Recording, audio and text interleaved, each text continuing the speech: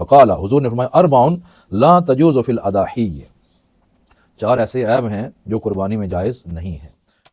कि उंगलियां तो हुज़ूर ने भी खड़ी की और उंगलियां तो हज़रत बरा इब्न आज़िब ने भी खड़ी की, लेकिन सुनिए बरा इब्न आज़िब क्या कहते हैं, वह असाबेही अक्सरो मिन असाबेही, मैं उंगलियों का इशारा तो कर रहा हूँ लेकिन मेरी उंगलियां हुज़ूर की उंगलियों से छोटी हैं। क्या शान है, आज कैसी मोहब्बत है, लोग जैसे मर्ज़ी बोलना शुरू हो जाते हैं। अगला मसला जो बयान करना चाहता हूँ वो ये है कि कुर्बानी के जो जानवर हैं वो बेऐब होने चाहिए।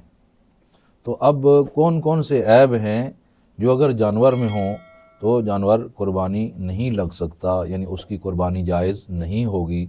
इस सिलसिला में हम हदीस मुबारका से इस्तिफ़ादा करते हैं। हज़रत बरा इब्न आज़िब रज़ियल्लाहु अन्हु रावी हैं और वो फरमाते हैं कि क़ाम फ़ीना रसूलुल्लाह सल्लल्लाहु अलैहि वसल्लम, कि अल्लाह के रसूल सल्लल्लाहु अलैहि वसल्लम हम में खड़े हुए और खड़े होकर हुज़ूर अकरम अलैहिस्सलाम ने जो ऐब थे उनकी तरफ इशारा करते हुए ऐसे करके फरमाया कि चार ऐब हैं। तो अब हज़रत बरा इब्न आज़िब रज़ियल्लाहु अन्हु भी रसूलुल्लाह सल्लल्लाहु अलैहि वसल्लम के उस इरशाद को आगे मुंतकिल कर रहे हैं, तो उन्होंने भी ऐसे चार उंगलियां उठाईं कि हुज़ूर ने ऐसे किया। तो मालूम हुआ कि सहाबा इस कदर रसूलुल्लाह सल्लल्लाहु अलैहि वसल्लम के साथ इश्क व मोहब्बत करते थे कि आपकी अदाओं को भी ज़िंदा रखते थे। लिहाजा वैसे ही नहीं बयान किया कि चार, बल्कि हुज़ूर ने जैसे चार उंगलियों का इशारा फरमाया ऐसे ही इशारा किया। लेकिन आगे बड़ी दिलचस्प बात है और अहले मोहब्बत और अहले सुन्नत के लिए अपने अक़ीदे में पुख्तगी का ज़रिया है कि उंगलियां तो हुज़ूर ने भी खड़ी की और उंगलियां तो हज़रत बरा इब्न आज़िब ने भी खड़ी की, लेकिन सुनिए बरा इब्न आज़िब क्या कहते हैं, वह असाबेही अक्सरो मिन असाबेही, मैं उंगलियों का इशारा तो कर रहा हूँ लेकिन मेरी उंगलियां हुज़ूर की उंगलियों से छोटी हैं। क्या शान है, आज कैसी मोहब्बत है, लोग जैसे मर्ज़ी बोलना शुरू हो जाते हैं। तो कितनी मोहब्बत और इश्क भरी बात है, यानी फरमाइश तो नहीं करके आए, अदबन कह रहे हैं, इश्क में आकर कह रहे हैं कि मैं उंगलियां तो खड़ी कर रहा हूँ पर मेरी उंगलियां हुज़ूर की उंगलियों से छोटी हैं। और फरमाते हैं वह अनामिली अक्सर मिन अनामिली, मेरी उंगलियों के पोरे भी हुज़ूर की उंगलियों के पोरों से छोटे हैं। ये है इश्क रसूल। और सहाबा ने यही हमें वो नस्ल दर नस्ल हमें जो चलता आ रहा है अल्हम्दुलिल्लाह हम में है वो। अल्लाह अकबर। तो नबी करीम अलैहिस्सलाम ने ऐसे करके इरशाद फरमाया, चार चीज़ें हैं, चार ऐब हैं जो जानवर में पाए जाएँ तो उसकी कुर्बानी। ये फ़क़ाला, हुज़ूर ने फरमाया अरबाउन ला तजूज़ु फ़िल अदाही, चार ऐसे ऐब हैं जो कुर्बानी में जायज़ नहीं है। फिर इरशाद फरमाया अल औराओ बय्यनुन आवरुहा, ऐसा काना जानवर जिसका कानापन ज़ाहिर हो, यानी मालूम होता हो कि वाकई काना है, मामूली सा हो जो महसूस ना होता हो उसकी बात नहीं है। नंबर दो वल अर्जाउ बय्यनुन ज़लउहा, और ऐसा लंगड़ा जानवर जिसका लंगड़ापन ज़ाहिर हो।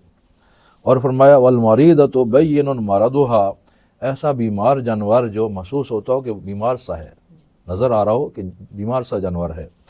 और वल कसीरुल्लती ला तनक़ा, और ऐसा लागर कमज़ोर जानवर कि जिसकी हड्डियों में गोदा तक ना हो। तो ये चार किस्म के जानवर हुज़ूर ने इरशाद फरमाया कि ये कुर्बानी में जायज़ नहीं है।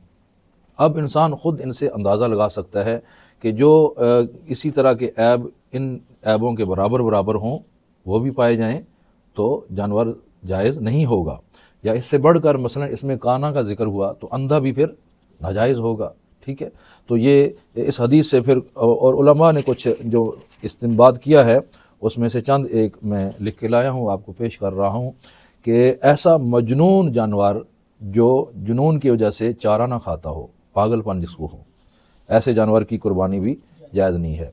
और ऐसा खारिश ज़दा जानवर जो खारिश की वजह से बेहद कमज़ोर हो गया हो, और अंधा जानवर जिसका जिक्र हो चुका, और ऐसा जानवर जिसका कान, दुम या चक्की, तीसरा हिस्सा जो है ना अगर कटा हुआ हो और दो हिस्से बाकी हो तो दुरुस्त है, लेकिन अगर उससे ज़्यादा कटा हुआ है तो फिर दुरुस्त नहीं है।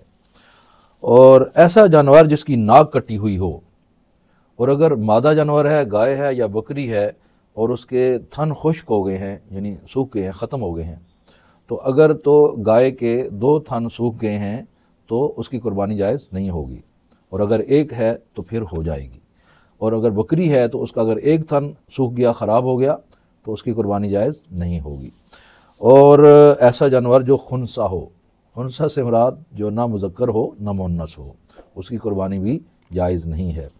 और हामिला जो जानवर हो, मादा जानवर हो और हामिला हो, उसकी कुर्बानी नापसंदीदा अमल है, लेकिन अगर कोई कर लेगा तो कुर्बानी हो जाएगी। और अगर कुर्बानी करने के बाद उसके बच्चा जो है ना वो ज़िंदा निकल आता है तो उलमा का इरशाद है कि उसको भी ज़िबा कर दो साथ ही।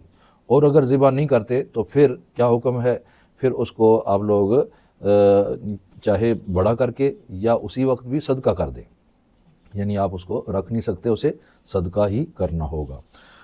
और कुछ लोग बकरी वगैरह के जो सींग होते हैं उनको खूबसूरत बनाने के लिए रगड़ देते हैं ताकि खूबसूरत हो जाए।